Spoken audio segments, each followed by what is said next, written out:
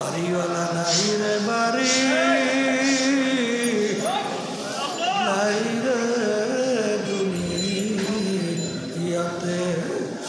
এ দুনিয়াদার পাগল আমার বাবারা, এ পর্দার আড়ালের মা বোনেরা, মনকে বুঝাও, তারপর কবরে ধারণা করো। আমার দয়ার মালিক, আপনি যদি কিয়ামতের ময়দানে আমাকে মাফ করেন, আপনি যে শাস্তির ঘোষণা দেশে জাহান্নাম তৈরি করছেন, ওই এক সেকেন্ডের আযাব সহ্য করার শক্তি কোন দুনিয়ার মানুষের নাই। এই কথা বলে কান্দে আর মাওলার কাছে দিলটাকে ভাই গেল দুই হাত ধুইলে আফসোস করে আর মালিকের কাছে মাপ চায়। আর হাদিসে কুদসির ভিতরে আসছে, আনাইন্দামুল কাসরাতিল কুলুব, আমি মালিক ভাঙ্গা দিলের কাছে থাকি। এই বান্দা বান্দির দিলটা আমার ভয়, আমার আযব গজবের ভয়, গুনার কথা মনে কইরা, জাহান্নামের কথা মনে কইরা যাদের দিলটা ভাঙ্গা চুর চুর হইয়া যায়, ওই ভাঙ্গা দিলের কাছে আমার রহমত গড়াইয়া গড়াইয়া গড়াইয়া জমা হইয়া। এই জন্য আমার বাজানদেরকে বলবো, একটু পরীক্ষা কইরা দেখো। আল্লাহ রাসূল সাল্লাল্লাহু আলাইহি ওয়াসাল্লাম বলছেন, আরে মান বাকা মিন খাশিয়াতিল্লাহ হারামাল্লাহু তিলকাল আইনা আলান নার। সেই চোখ আমার মাওলার ভয় কাঁদে, ওই চক্ষুর জন্য জাহান্নামের আগুন হারাম হইয়া যায়। আল্লাহ রাসূল সাল্লাল্লাহু আলাইহি ওয়াসাল্লাম অনেক সময় এমনভাবে কাঁদতেন, হাদিসের ভিতরে আছে কান্নাহু তল্লুন, মনে হয় হালকা বৃষ্টি পড়তেছে।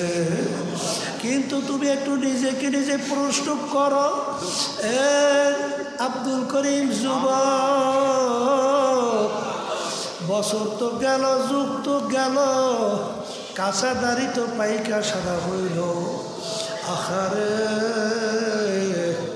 কই, আহারে তোমার আযাব গজবের কথা, জাহান্নামের কথা মনে কইরা, গুনার কথা মনে কইরা তোমার চোখে কেন পানি আসে না? কারণ বাজান রে, চোখের পানি ছাড়া জাহান্নামের আগুন কিন্তু ঠান্ডা হবে না। এই জন্য আমার ভাইদেরকে বলবো, দলাদলি বুঝি টুজি না রে বাজান, একটু পরীক্ষার ঔষধ পরীক্ষা কইরা দেখো, নিয়ম অনুযায়ী দেখবা আল্লাহর ফজল করমে তোমার সঙ্গে আমার মালিকের সঙ্গে গোপন একটা সম্পর্ক তৈরি হবে।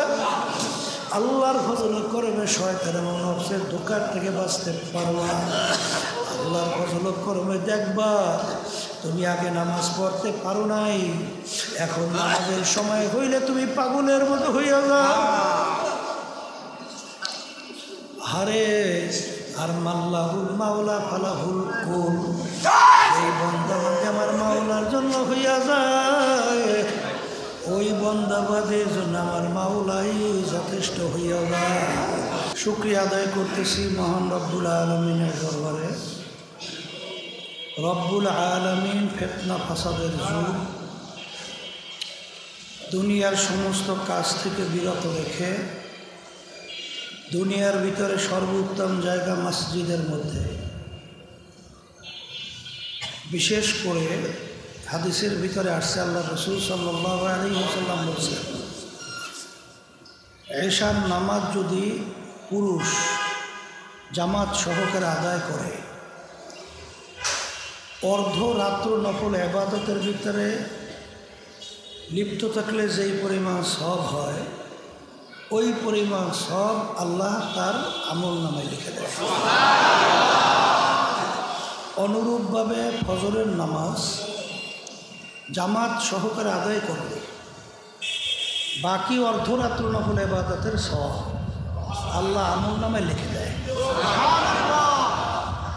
এক কথায় এশার নামাজ, ফজরের নামাজ জামাত সহকারে আদায় করলে সারা রাত্র নফল ইবাদতের ভিতরে লিপ্ত থাকলে যেই পরিমাণ সওয়াব হবে, বান্দার যদি নিয়ত সহি থাকে আল্লাহ সেই পরিমাণ আমল নামায় নেকি দান করবে। জামাতে নামাজ পড়ার গুরুত্ব পুরুষের। আপনারা জানেন,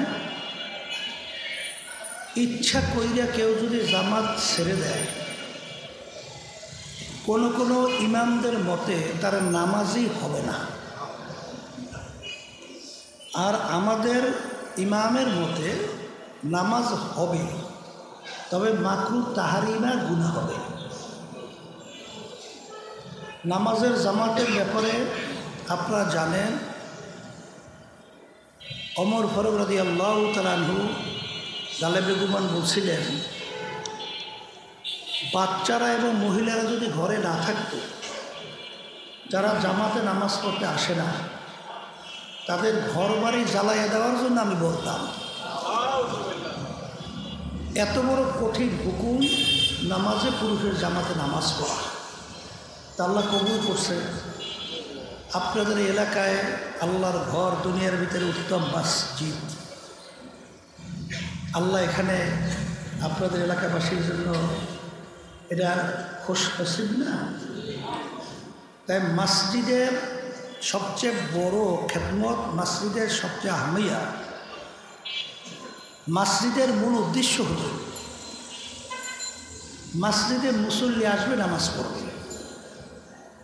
অনেক সময় দেখা যায় মসজিদ বানায়া রাখে ঠিক, অনেক কমিটির ভিতরেও যারা থাকে ঠিকমতো 5 ওয়াক্ত নামাজে আসে না। এটা কিন্তু কপাল মন্দ, খারাপ কথা, ঠিক না?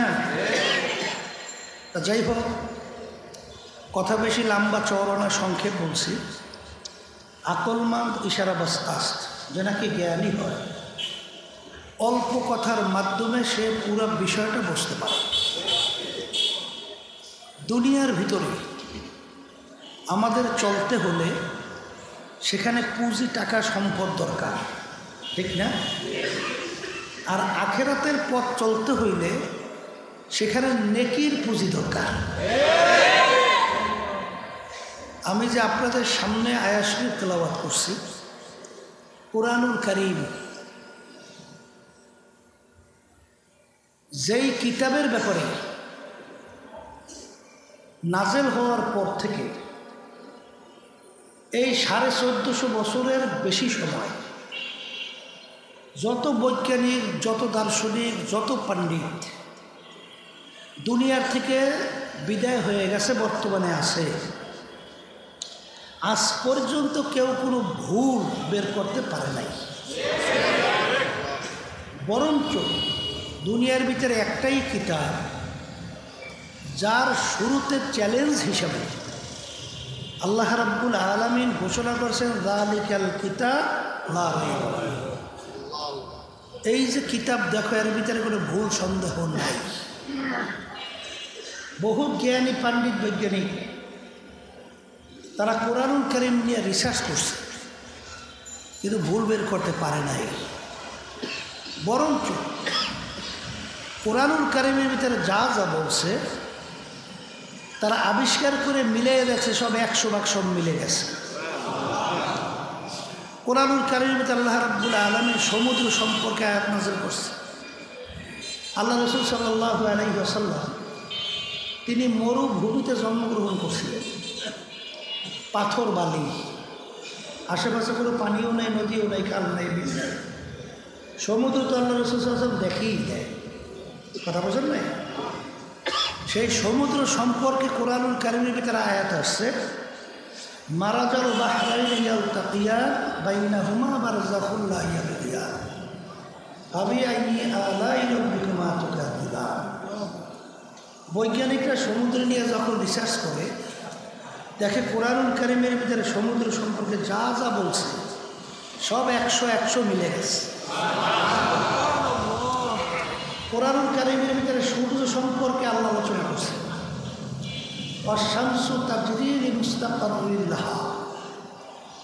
বৈজ্ঞানিকরা সূর্য নিয়ে যখন রিসার্চ করছে দেখে কুরআনুল কারীমের ভিতরে সূর্য সম্পর্কে আল্লাহ যা বলছে হুবাহু সেইটা মিলে গেছে।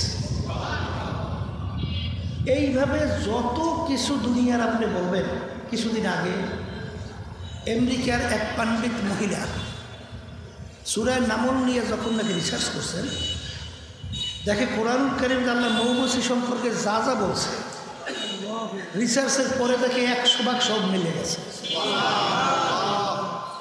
এক কথায় আলিফ লাম থেকে শুরু করে নাস পর্যন্ত এই যে কোরআনুল কারীম আল্লাহ রাব্বুল আলামিন তার হাবিবের উপরে নাজিল করছে, একটা অক্ষরও আজ পর্যন্ত কেউ পরিবর্তন করার মতো ভুল সাহস পাইছে? তাহলে কোরআনুল কারীম সত্য, কথা ঠিক কিনা?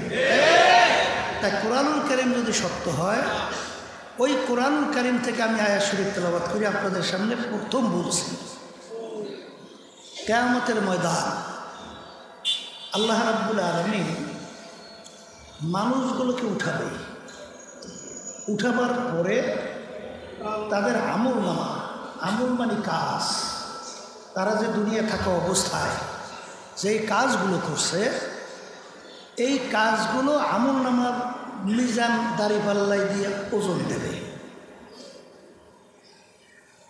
যেই কাজটা ন্যাক হবে, ন্যাক মানে কি? ভালো ভালো ভালো, কথা ঠিক না? সেই ভালো কাজের পাল্লা যদি আপনার ভারী হয় আর গুনার পাল্লা যদি হালকা হয়, আল্লাহ রাব্বুল আলামিন বলতেছেন আমি তাদের জন্য এমন মেহমানখানা আমি তৈরি করছি, যেই মেহমানখানায় এত সুন্দর, আল্লাহ রাসূল সাল্লাল্লাহু আলাইহি ওয়াসাল্লাম বিবরণ দিতে গিয়ে বলছেন যে এত সুন্দর কেউ কোনোদিন চোখে দেখে নাই, তার চেয়েও সুন্দর। এত সুন্দর কেউ কোনোদিন কানেও শোনে নাই যে এইরকম এরকম সুন্দর হতে পারে, তার চেয়েও সুন্দর। আল্লাহ রাসূল সাল্লাল্লাহু আলাইহি ওয়াসাল্লাম বলেন যে এত সুন্দর কেউ কোনোদিন কল্পনাও করতে পারে নাই এরকম এরকম এরকম সুন্দর হতে পারে, তার চেয়েও সুন্দর। আর বেহেশত এমন এক মেহমানখানা জায়গা আল্লাহ বানাইছে, একবার আল্লাহ যাকে ওখানে জায়গা দেবেন, স্থান দেবেন, ঢুকাবেন, আর কোনো দিন বের করা হবে না। কিন্তু বেহেশতে ঢুকতে হলে কি লাগবে? বলেন না? এই নেক আমলের সঙ্গে অন্য আয়াতে কিন্তু আছে ইন্নাল্লাযীনা আমানু, ঈমান এবং নেক আমল, ঈমান এবং নেক আমল। তাই নেক আমল কাজে লাগার জন্য ঈমান প্রথম শর্ত। ঈমান থাকবে তো আপনার নেক আমল কাজে লাগবে। নেক মানে ভালো কাজ, সত্য কথা বলা। কি কাজ? ভালো কাজ। অনেক হিন্দু আছে না সত্য কথা বলে, আসতে পারে। অনেক বিজেপি আছে না সত্য কথা বলে, তাহলে এই জন্য সে বেহেশতে যাবে না? কারণ কি? ঈমান। তাহলে ঈমান না থাকার কারণে তার ভালো কাজের কোনো কি নাই। এই জন্য দেখবেন অনেকে বলে সৎ লোকের শাসন চাই, কোরআনী আইন চাই। আমার আব্বাজান রহমতুল্লাহ আলাইহি বলতেন স্লোগানটা ভুল। সৎ লোক তো একটা হিন্দুও হইতে পারে, একজন খ্রিস্টানও হতে পারে, একটা অন্য জাতীয় হতে পারে না। আল্লাহ ভীরু লোকের শাসন চাই, কোরআনুল কারীমের নীতি আদর্শ বাস্তবায়ন চাই। কথা ঠিক কি? তাহলে ঈমান লাগবে, নেক আমল লাগবে। কথা ঠিক কিনা? আর পরবর্তীতে আমি যে বলছি আল্লাহ রাব্বুল আলামিন মানুষগুলোকে উঠাইয়া তাদের আমল নামা দাড়ি পাল্লাই দিয়ে ওজন দেওয়ার পরে যাদের নেকের পাল্লা হালকা, গুনার পাল্লা ভারী, তাদের ব্যাপারে আল্লাহ রাব্বুল আলামিন বলেন ওদের জন্য এমন শাস্তির জায়গা আমি বানাইছি, যে শাস্তির জায়গার নাম হলো জাহান্নাম। আল্লাহ আপনি আমাকে আমাদের সবাইকে মাফ করে দেন। এত বড় ভয়াবহ, এত বড় কঠিন শাস্তি, যেই ভয়াবহ শাস্তির জায়গা কেউ দেখে নাই, শোনে নাই, কল্পনাও করে নাই, তার চেয়েও কঠিন। আল্লাহ আমাকে আমাদের সবাইকে মাফ করে দেন। এখন আমরা এখানে যারা আসছি মুসলমান ইমানদার, আখেরাতকে বিশ্বাস করি, আল্লাহকে বিশ্বাস করি, আল্লাহ রসুলের উপর ঈমান আনছি না, তাহলে এই আয়াত মানা লাগবে না? তাহলে নেকের পাল্লা কি করা লাগবে? আর গুনার পাল্লা হালকা করা লাগবে। কথা ঠিক কিনা? এখন নেক আমল কোনটা এটা কিন্তু আমাদের জানতে হবে। কথা ঠিক কিনা? শোনেন, বর্তমানে বাংলাদেশের মধ্যেও এক শ্রেণী দেখবেন পীর মুরিদির নামে নামাজ নাই, রোজা নাই, পর্দা নাই, সুন্নাত নাই, হারাম হালাল তমিজ মানে পার্থক্য করা নাই, জুলুম, টাকা পয়সা, ঘুষ সুদ আছে না নাই? এরপরও দেখবেন বেহেশতে যায়। আমি গেছিলাম কাশীনাথপুর বলে পড়ে, পাবনা জেলা। হ্যাঁ, সেখানে একজন পীরের কথা শুনছি, তার কিছু মুরিদ আছে। তারা মারা যাওয়ার পরে কি বলে পীর একটা কাগজ তৈরি করে দিয়েছে, সাজরানামা না জানে কি, ওইটা যদি কাফনের ভিতরে ঢুকাইয়া তাকে দাফন করে, ওইটাই বলে তার নাজাদের জন্য যথেষ্ট। কথা ঠিক কি? এরকম বাংলাদেশে আছে না? অনেক আছে না? অভাব নাই। তারাও তো বলে যে আমাদের সঙ্গে জড়াই থাকলে তোমরা এই চিরস্থায়ী বেহেশতে জান্নাতে যাইতে পারবা। বলে না? না বলে না? বলে তো। আসলে নেক আমল কোনটা আর খারাপ আমল কোনটা, এইটা আমাদের জানতে চিনতে বুঝতে হবে। আল্লাহ রাব্বুল আলামিন প্রত্যেক নামাজের মধ্যে আমাদেরকে শিক্ষা দেয়, ইহদিনাস সিরাতাল মুস্তাকিম। কি সবাই পড়েন না? নামাজে পড়েন কি পড়েন না? আল্লাহ আপনি আমাকে সিরাতাল মুস্তাকিম দেখান, আপনি আমাকে সিরাতাল মুস্তাকিমে চালান, ঠিক কি না? এখন সিরাতাল মুস্তাকিম কোনটা? মানে বেহেশতের রাস্তা কোনটা? আল্লাহ রাব্বুল আলামিন পরবর্তীতে আয়াতে বলতেছেন, সিরাতাল্লাযীনা আন'আমতা আলাইহিম, যেই পথে চলার পরে আপনার পক্ষ থেকে যাদের উপরে নেয়ামত বর্ষিত হয়েছে তাদের পথে আমাদেরকে চালাতে। এখন আল্লাহর নেয়ামত কাদের উপর বর্ষিত হয়েছে? আল্লাহ রাব্বুল আলামিন সেই পরিচয় অন্য আয়াতের ভিতরে দেয়। কি দেয়? মিনান নাবিয়্যিনা ওয়াস সিদ্দিকিনা ওয়াশ শুহাদাই ওয়াস সালিহিন ওয়া হাসুনা উলাইকা রফিকা। আল্লাহ রাব্বুল আলামিন তাদের পরিচয় দিয়েছে। কাদের উপর এমন নেয়ামত বর্ষিত হয়েছে? বলেন নবীদের উপর, সিদ্দিকীনদের উপরে, শুহাদায়ে কেরামদের উপরে, তাদের ধারাবাহিকতায় কিয়ামত পর্যন্ত নেককার পরহেজগার সালিহিন বান্দাদের উপরে, এদের উপর আল্লাহ কি হয়েছে? নেয়ামত বর্ষিত হয়েছে। এখন কোনটা নেক আমল? এখন আমাদের দেখতে হবে নবীদের আমল। কাদের আমল? বলেন সিদ্দিকীনদের আমল, বলেন শুহাদায়ে কেরামদের আমল, এবং তাদের ধারাবাহিকতা কিয়ামত পর্যন্ত সালিহিনদের আমল। আমল মানে কাজ।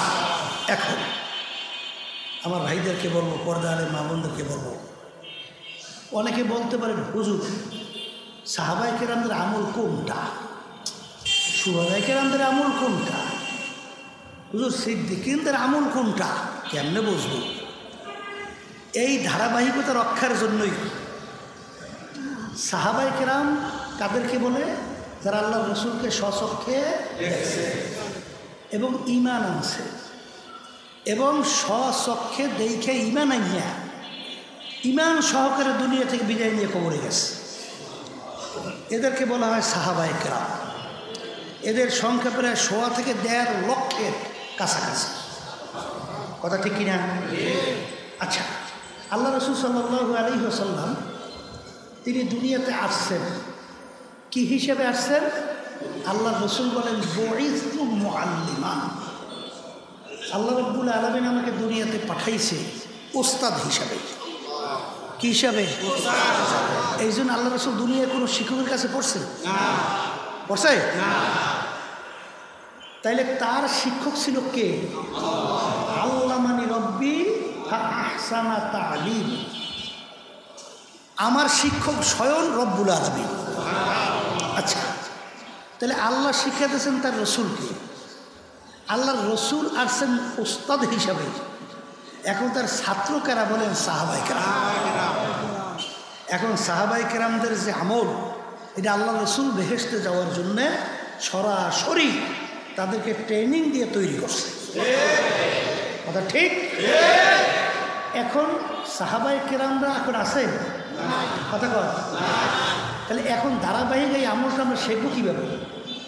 বলে তাদের কাছে যারা ট্রেনিং প্রাপ্ত হয়েছে তাদেরকে বলা হয় তাবিঈ। তাদেরকে বলে কি? এই যারা সাহাবায়ে কেরামদেরকে দেখছে তাদেরকে বলা হয় তাবিঈ, এবং তাবিদেরকে যারা দেখে আমল করছে তাদেরকে বলা হয় তাবিঈন। কথা ঠিক কিনা? এখন তাদের থেকে ধারাবাহিকভাবে কিয়ামত পর্যন্ত সিলসিলাওয়ারি এই নিয়ম অনুযায়ী যারা চলবে এবং যারা আমল করবে সেই আমলটাই হলো নেক আমল। কথা ঠিক কিনা? এখন সাহাবায়ে কেরাম কি আমল করছেন, আল্লাহ রাসূল সাল্লাল্লাহু আলাইহি ওয়াসাল্লাম কী নির্দেশ করছেন, এইটা আমাদের কাছে হাদিস হিসেবে আসে নাই? কথা বলে না? কোরআনুল কারীম আমাদের কাছে আসছে না? তাহলে কোরআনুল কারীম এবং হাদিস আমাদের কাছে সিলসিলাওয়ারি কিয়ামত পর্যন্ত আল্লাহ কবুল করলে থাকবে। কথা ঠিক কিনা? শোনেন, হযরত আয়েশা সিদ্দিকা রাদিয়াল্লাহু তাআলা আনহা আমাদের আম্মা জান, আমাদের আম্মা আল্লাহ সাল্লাল্লাহু আলাইহি ওয়াসাল্লামের স্ত্রী। কথা ঠিক না? ঠিক। তাকে যাই একজন জিজ্ঞেস করছিল যে আল্লাহ রাসূল সাল্লাল্লাহু আলাইহি ওয়াসাল্লামের আমল কি ছিল, আমল কি ছিল? তখন তিনি ধমকের সুরে, ধমক, তুমি কি কোরআনুল কারীম পড়ো নাই? বলে কোরআনুল কারীম তো পড়ছি। তখন তিনি বলছেন খুলুকুহুল কোরআন, পুরা 30 পারা কোরআনুল কারীম হলো আল্লাহ রসুলের আমল, চরিত্র। কথা ঠিক না? ঠিক। তাহলে এখন আমার ভাইদেরকে বলবো, পর্দা আলেম মা বোনরা যারা শুনতেছেন, ইচ্ছা করলেই যেরকম সেরকম ইচ্ছা আমল করলে সেটা কিন্তু নেক আমলের ভিতরে পড়বে না। আমলটা হইতে হবে সাহাবায়ে কেরামদের নমুনায়। কথা ঠিক? এখন আমার ভাইদেরকে বলবো, শোনেন, চিত্ত বিনোদন, নফসের খোরাকি, এটা তো সবাইরই মন চায়। চায় কি চায় না? শোনেন, মানুষের এত সম্মান কেন? আল্লাহ ঘোষণা করেছেন ওয়ালাকাদ কাররামনা বানি আদম, সমস্ত মাখলুকাতের ভিতরে শ্রেষ্ঠ কারা? আমরা মানুষ। কথা ঠিক? ওদিকে দেখবেন দুনিয়ার হাইসিয়ত, দুনিয়ার দিক থেকে আপনি যদি আলোচনা পর্যালোচনা করেন দেখবেন সর্বদিক থেকে কিন্তু মানুষ কিন্তু দুর্বল। মানুষ কি দুর্বল, কিন্তু আল্লাহ ঘোষণা করছেন সর্বশ্রেষ্ঠ। কারণ হলো আল্লাহ রাব্বুল আলামিন ফেরেশতা সৃষ্টি করছেন না? আচ্ছা, আল্লাহ রাব্বুল আলামিন অন্যান্য মাখলুকাত সৃষ্টি করছেন না? আচ্ছা, ফেরেশতাদের ভিতরে কোনো খারাপ কাজ করার মতো কোনো চাহিদা আছে? হ্যাঁ, নাই। কেন? আল্লাহ বানাইছি ওইভাবে, আল্লাহ ওইভাবে তাদেরকে তৈরি করছেন, পুরো খারাপ কাজের দিকে তাদের দেল মন ঝুঁকবে না। তাহলে খারাপ কোনো রিপু তাদের ভিতরে কি নাই? আচ্ছা, তাহলে তাদের 24 ঘন্টাই আল্লাহর ইবাদতে লিপ্ত। কথা ঠিক? পশু পাখি আল্লাহ বানাইছে। আচ্ছা, পশুদের ভিতরে কোনো ভালো আমল আছে? ভালো আমল বুঝছে সব উল্টো পুল্টো না। কোনো গরুর কাছে কোনো মাকে ডা, নানিকে ডা, দাদিকে ডা কোনো বাদ বিচার আছে? তাহলে ওদের কাজকর্ম কোন ফসল খাইতে হইবে কোনটা খাইবে না এই কোনো বাদ বিচার আছে? তাহলে ওদের কোনো কি নাই, নিয়মতান্ত্রিকতা নাই। ফেরেশতাদের ভিতরে কোনো খারাপ আমল করা কি নাই, তবিয়ত চরিত্র নাই। আর পশুদের ভিতরে কোনো ভালো কাজ করার মতো চরিত্র নাই। আল্লাহ রাব্বুল আলামিন মানুষকে বানাইছে দুইটা চরিত্র। কয় চরিত্র? এই মানুষ ভালো কাজ করলে করতে পারে না, অর্থাৎ ভালো কাজ করারও কি শক্তি আছে, আবার খারাপ কাজ করারও শক্তি আছে। এখন আমার ভাইদেরকে বলবো, যে নাকি খারাপ কাজটাকে দমন রাইখা ভালো কাজটা করতে পারবে সে ফেরেশতার চেয়েও সম্মানিত হবে। কারণ ফেরেশতার ভিতরে খারাপ কাজ করার তো সেই শক্তিটা নাই, কিন্তু মানুষের ভিতরে আছে। থাকার পরেও খারাপ কাজ চাইয়া তার ভালো কাজ করতে কষ্ট করা লাগে নাই, পরীক্ষা দেওয়া লাগে নাই, ঘাম ছুটে যায় নাই। তাইলে কষ্ট করিয়া পরীক্ষা দিয়ে সার্টিফিকেট অর্জন করা মূল্য বেশি না?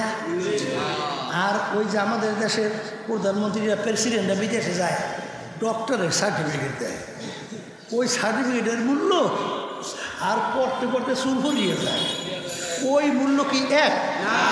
পার্থক্য না। তাইলে বুঝতে হবে যে এখানে ফেরেশতাদের এই খারাপ চরিত্র নাই, মানুষের ভিতরে ছিল। থাকার পরেও সেইটাকে যেহেতু জেহাদের মাধ্যমে সেটাকে বাদ দিয়া সে ভালো চরিত্রটাকে অবলম্বন করছে, যার কারণে তার সম্মান বেশি। মানুষের ভিতরে ভালো চরিত্র আছে, কিন্তু ওইটাকে বাদ দিয়া যে খারাপ চরিত্র অবলম্বন করবে, যেহেতু পশুর ভিতরে ভালো চরিত্র ছিল না, শুধু খারাপ চরিত্র, তাইলে যেই মানুষটা ভালো চরিত্র বাদ দিয়া পশুর চরিত্র অবলম্বন করবে সেই মানুষটা পশুর চেয়েও খারাপ হবে। এটা আমি বলি না, আল্লাহই বলছেন, উলাইকা কাল আনআম বাল হুম আদাল। চতুষ্পদ জানোয়ারের চেয়েও খারাপ, বাবার মেয়েকে মোড়াই খেলা, অত বাড়াই বা খারাপ। একটা নিয়ম, ভিতরের শব্দটা এই পাঁচসহ এক রকমের করি না, পিছনের শব্দ বেশি এখানে কম, তাইলে শব্দ কিন্তু খারাপ শুনেই নেই।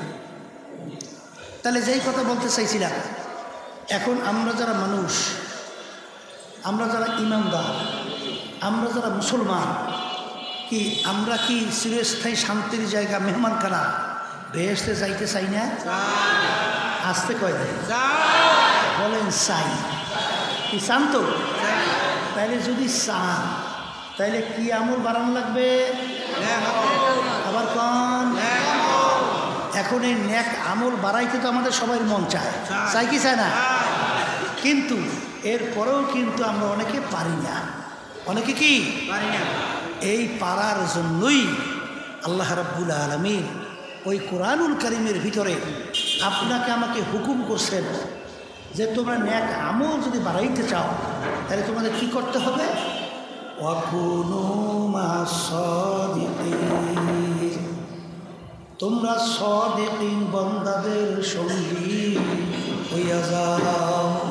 সবাই বলেন সুবহানাল্লাহ। লেহ তোরা সালেহ কুনাদ, সোহবতে তালেহ তোরা তালেহ কুনাদ, ইজ্জামান সোহবতে বা আউলিয়া, বেহতরা সাদ সালে তাআত বেরিয়া, গেলে খুশবু ইদার হাম্মাম রোজে, রসিদা দস্তে মাহবুবে বাদস্তান। খোদ বাখোদ মাওলানা রুমি নাশো, তা গোলামে শামসুদ্দিন নাশো। হে আল্লাহর বান্দারা, পর্দারে মা বোনেরা, কিয়ামতের ময়দানে তোমার পথ চলার জন্যে, বেহেশতে যাওয়ার জন্যে নেক আমলের পুঁজি লাগবে।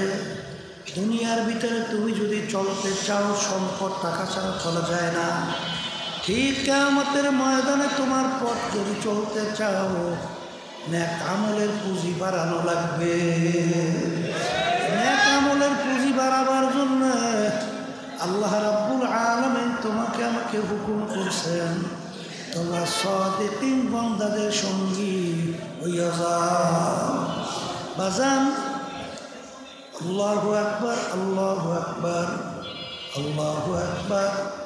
বাজান, ওই শামসুদ তিবরিজি রহমাতুল্লাহি আলাইহি তার পিসা তার মুরব্বী বলতেছিলেন, শামসুদ তিবরিজি রোম দেশের ভিতরে একটা পাত্র আছে, পাত্র পেটে একটু গরম করে আসতে পারবা কিনা? শামসুদ তিবরিজি রহমাতুল্লাহি আলাইহি বলেন, হুজুর আপনি যদি দোয়া করেন আল্লাহর রহমতে পারবো। যাও বাবা, তো আমাকে আমি দোয়া করে দিলাম। তিনি চইলা গেলেন রোম দেশের মধ্যে। যাইয়া জিজ্ঞাসা করে, ভাই আমি মাওলানা জালালউদ্দিন রুমির সঙ্গে দেখা করতে চাই। লোকজনে বলে, ভাই আপনি এই রাস্তায় অপেক্ষা করেন, এই রাস্তা দিয়ে মাওলানা জালালউদ্দিন রুমি যাবে। ঘোড়ার পিঠে যে সওয়ার থাকবে সে হল বিশ্ববিখ্যাত নামি দামি আলেম, তার নাম হলো জালালউদ্দিন রুমি। আশপাশে রাখলেন, সাগরেতের কোনো অভাব নাই। তিনি অপেক্ষা করেন, হঠাৎ দেখেন খুব জাকশোক সহকারে জালালউদ্দিন রুমি রহমাতুল্লাহি আলাইহি আসতেছেন। যখন তার সামনাসামনি আসলো, শামসুদ তিবরিজি রহমাতুল্লাহ আলাইহি জালালউদ্দিন রুমি রহমাতুল্লাহি আলাইহি ঘোড়ার লাগাম থাবা দিয়া ধরল। জালালউদ্দিন রুমি রহমাতুল্লাহি আলাইহি বলেন, ভাই আপনি আমার লাগামকে কেন ধরছেন? সারে বলে, ভাই আপনি কি জালালউদ্দিন রুমি?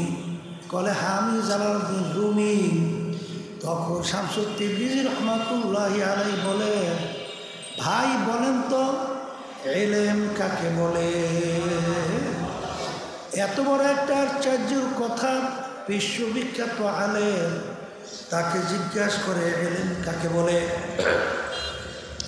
তিনি তো বিভিন্ন কোরআন এবং হাদিস কিতাব দিয়া ইলমের পরিচয় তিনি দিলেন, কিন্তু শামসুদ তিবরিজি রহমাতুল্লাহি আলাইহি বলেন, ভাই জালালউদ্দিন রুমি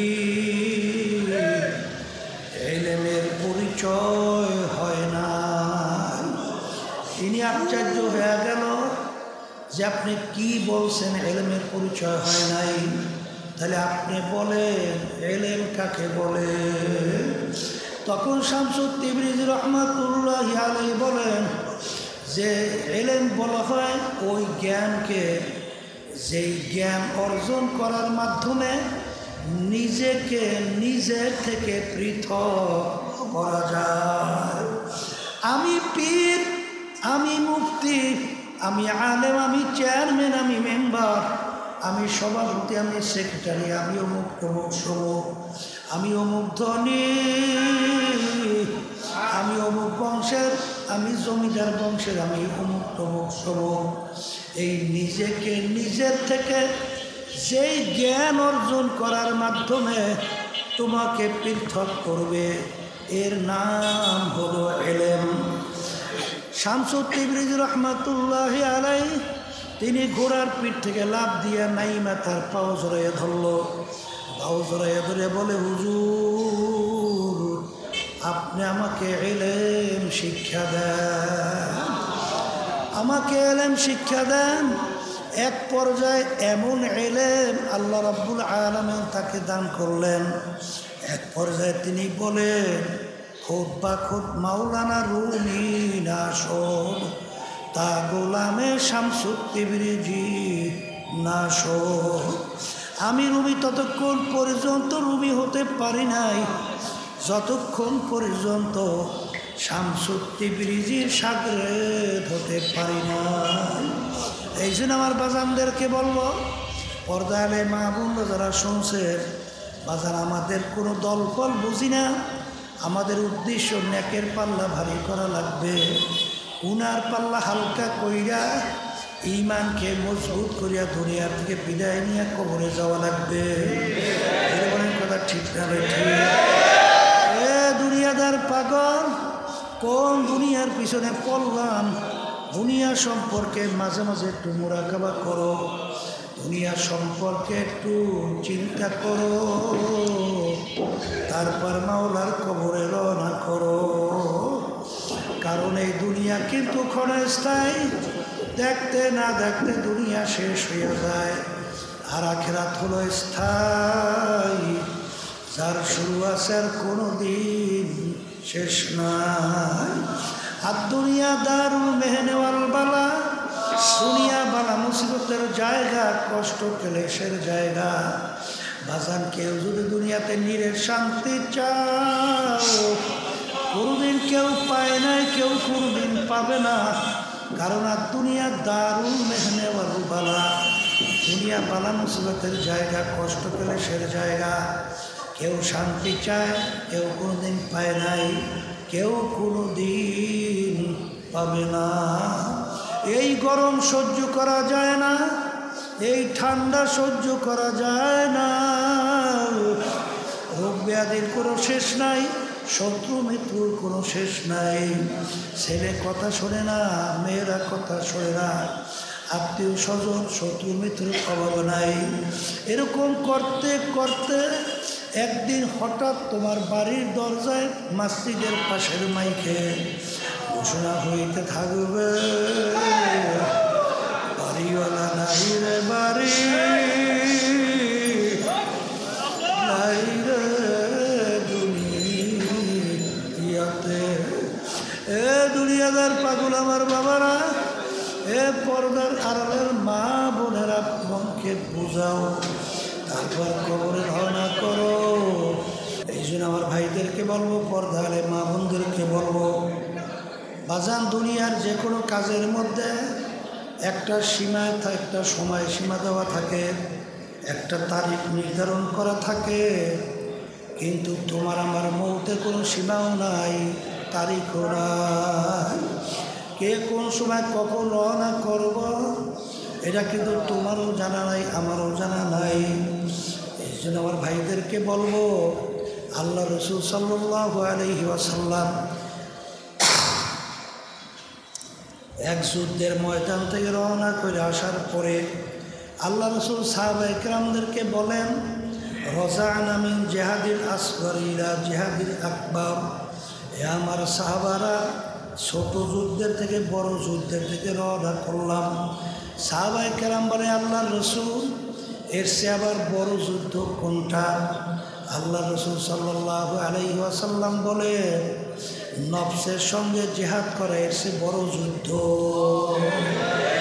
এই আল্লাহর বান্দারা, পর্দালে মা বোনেরা, আরে মুসলমান বলতেই কিন্তু মন চায় দুনিয়ার থেকে বিদায় নেওয়ার আগে ইমানকে মজবুত করবে, নেক আমল কইরা দুনিয়া থেকে বিদায় নিয়ে কবরে যাবে। কিন্তু শয়তান এবং নফস তোমার আমার পিছনে লাইগা বাজান সবসময় তোমাকে আমাকে গুনার ভিতরে লিপ্ত করাবার জন্য চেষ্টা করে। এই জন্য আমার ভাইদেরকে বলবো, পর্দালে মা বোন যারা শুনছেন, বাজান চরমনের তরিকার নাম হলো চিশতিয়া সাবিরিয়া তরিকা। এই তরিকার মুরব্বী আমার দাদাজান রহমাতুল্লাহি আলাইহি, এই তরিকার মুরব্বী আমার আব্বাজান রহমাতুল্লাহি আলাইহি। এই তরিকার মুরব্বীদের মধ্যে উজারিকার ইব্রাহিম সাহেব রহমাতুল্লাহি আলাইহি, রশিদ আহমদ গঙ্গুই রহমাতুল্লাহি আলাইহি, হাজী ইমদাদুল্লাহ মহাজের মুক্তি রহমাতুল্লাহি আলাইহি ধারাবাহিকভাবে আল্লাহ রসুল সাল্লাল্লাহু আলাইহি ওয়াসাল্লাম পর্যন্ত এর ধারাবাহিকতায় কার্যক্রম আল্লাহর ফজলে চলছে। আমার দাদাজান রহমাতুল্লাহি আলাইহি বলতেন, ওরে দুনিয়ার মানুষ, তোমরা একটু পরীক্ষা কইরে দেখো যে তোমরা এই তরিকার যে 5টা ঔষধ ঠিক মতো একটু পালন পরীক্ষামূলক কইরে দেখো। আর দাদাজান বলতেন, আমরা যেটা শুনছি, দাদাজান চ্যালেঞ্জ দিয়ে বলতেন, যদি তোমরা তোমাদের দিল নেকের দিকে না ঝোঁকে, গুনার থেকে না পড়ে, অর্থাৎ এক কথায় তোমাদের কোনো পরিবর্তন না আসে, চোখে পানি না আসে, মনে করিল তো, এমনকি দাদাজান বলতেন চ্যালেঞ্জ দিয়া, আমাদেরকে গালি দিও, কিন্তু আল্লাহর কুতুবদেরকে কেউ গালি দিতে পারে নাই। বরঞ্চ দেখা গেছে যারা এই নিয়ম অনুযায়ী এই ঔষধ পরীক্ষা করছে, আল্লাহর ফজলে দেখা যায় এখন হুঁশ থাকতে তারা নামাজ ছাড়ে না। এখন আল্লাহর ফজলে একটা মিথ্যা কথা জীবন বের হইলেও বলে না। আল্লাহু আকবার, আল্লাহর হুকুম এবং তরিকার কাজ ছাড়ে না। এমনকি শয়তান এবং নফসের ধোকার দিকে আল্লাহর ফজলে করে না। বাজানদেরকে বলবো, তাদের আগে চোখে পানি ছিল না, কিন্তু এখন চোখের দিকে তাকাইলে দেখা যায় তাদের চোখের ভিতরে পানি টল টল টল টল কইরা ভরা, আর কইরা ডাক দেয়, আমার দয়ার মালিক, আপনি যদি কিয়ামতের ময়দানে আমাকে মাফ না করেন, আপনি যে শাস্তির ঘোষণা দেশে জাহান্নাম তৈরি করছেন, ওই এক সেকেন্ডের আযাব সহ্য করার শক্তি কোন দুনিয়ার মানুষের নাই। এই কথা বলে কান্দে, আর মাওলার কাছে দিলটাকে ভাই গেছে হাত ধুইলে আফসোস করে, আর মালিকের কাছে মাপ চায়। আর হাদিসে কুদসির ভিতরে আসছে, আনা ইনদাল কাসরাতিল কুলুব, আমি মালিক ভাঙ্গা দিলের কাছে থাকি। এই বান্দা বান্দির দিলটা আমার ভয়, আমার আযব গজবের ভয়, গুনার কথা মনে কইরা, জাহান্নামের কথা মনে কইরা যাদের দিলটা ভাঙ্গা চুর চুর হইয়া যায়, ওই ভাঙ্গা দিলের কাছে আমার রহমত গড়াইয়া গড়াইয়া গড়াইয়া জমা হইয়া। এই জন্য আমার বাজানদেরকে বলবো, একটু পরীক্ষা কইরা দেখো। আল্লাহ রাসূল সাল্লাল্লাহু আলাইহি ওয়াসাল্লাম বলছেন, আরে মান বাকা মিন খশিয়াতিল্লাহ হারামাল্লাহু তিলকাল আইনা আলান নার, সেই চক্ষু আমার মাওলার ভয় কাঁদে, ওই চক্ষুর জন্য জাহান্নামের আগুন হারাম হইয়া যায়। আল্লাহ রাসূল সাল্লাল্লাহু আলাইহি ওয়াসাল্লাম অনেক সময় এমনভাবে কাঁদতেন, হাদিসের ভিতরে আছে কান্নাহু তল্লুন, মনে হয় হালকা বৃষ্টি পড়তেছে। কিন্তু তুমি একটু নিজেকে নিজে প্রশ্ন করো, আব্দুল করিম যুবক, বছর তো গেল, যুগ তো গেল, কাঁচা দাড়ি তো পাইকা সাদা হইল, আহারে কই, আহারে তোমার আযাব গজবের কথা, জাহান্নামের কথা মনে কইরা, গুনার কথা মনে কইরা তোমার চোখে কেন পানি আসে না? কারণ বাজান রে, চোখের পানি ছাড়া জাহান্নামের আগুন কিন্তু ঠান্ডা হবে না। এই জন্য আমার ভাইদেরকে বলবো, দলাদলি বুঝি টুজি না রে বাজান, একটু পরীক্ষার ঔষধ পরীক্ষা কইরা দেখো নিয়ম অনুযায়ী, দেখবা আল্লাহর ফজল করমে তোমার সঙ্গে আমার মালিকের সঙ্গে গোপন একটা সম্পর্ক তৈরি হবে। আল্লাহর ফজল করমে শয়তান এবং নফসের ধোঁকার থেকে বাঁচতে পারবা। আল্লাহর ফজল করমে দেখবা তুমি আগে নামাজ পড়তে পারো নাই, এখন নামাজের সময় হইলে তুমি পাগলের মতো হইয়া যাও। হারে আর মাল্লাহুল মাওলা ফালাহুল কুল, এই বন্দা বান্দে আমার মাওলার জন্য হইয়া যায়, ওই বন্দাবাদের জন্য আমার মাওলাই যথেষ্ট হইয়া যায়। ওই আমার দাদাজানের কথা শুনছিলাম, আমার আব্বাজান বলছিলেন, আমার দাদুজানকে জিজ্ঞাসা করছিল যে তুমি অনেক রাত্র তলেবে এলেমদেরকে খাওয়াই লইয়া ঘুমাও, তোমার তো দুই এক সময় ফজরের নামাজ কাজা হওয়ার কথা, তোমার কি দুই একদিন ফজরের নামাজ কাজা হয় না? তখন দাদু বলেন, না, আল্লাহর ফজল করমে আমার ফজরের নামাজ কাজা হয় না। বলে তুমি কিভাবে উঠো? তখন দাদু বলছিলেন, যখন ফজরের নামাজের সময় হইয়া যায়, কে যেন আইসা আমাকে ডাইকা উঠাইয়া দিয়া, মাওলাহুল মাওলা ফালাহুল কুল, সেই বন্দা বান্দে আমার মালিকের জন্য হইয়া যায়, ওই বন্দাবাদে এই জন্য আমার মালিক যথেষ্ট হইয়া যায়। এই যে আমার বাজানদেরকে বলবো, কার জন্য জীবন শেষ করতেছ? আরে ওর স্ত্রী যে কোন স্বামীর জন্য জীবন শেষ করতেছ? এ সন্তানেরা কোন বাপের জন্য জীবন শেষ করো? এ বাপরা কোন সন্তানের জন্য জীবন শেষ করো?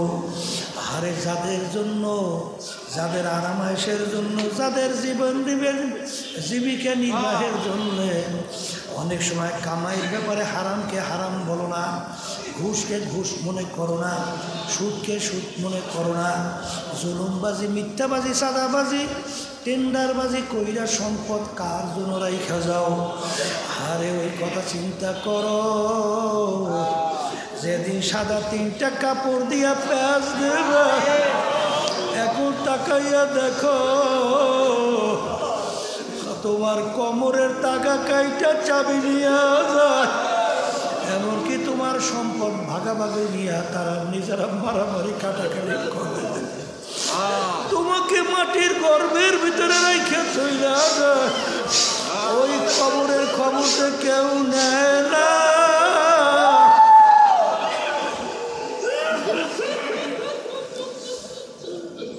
যার যার বাড়ি ঘরে সে বাতি জ্বালায়। এই জন্য আমার বাজানদেরকে বলবো, পর্দালে মামুনদেরকে বলবো, বাজান খবরদার, দুনিয়া চলতে হলে সম্পদ লাগে, আখেরাত চলতে হলেও নেকির সম্পদ লাগবে। এই জন্য নেকির পাল্লা ভারী করো, গুনার পাল্লা হালকা করো। আর সবসময় কথা মনে রাখো, আল্লাহ রাব্বুল আলামিন কোরআনুল কারীমের ভিতরে বলছেন, ইয়াউমা নাদউ কুল্লা উনাসিন বিইমামিহিম, কিয়ামতের ময়দানে আমার মালিক প্রত্যেকটা মানুষকে তার দলের নেতা নেত্রীর সঙ্গে ডাকবে।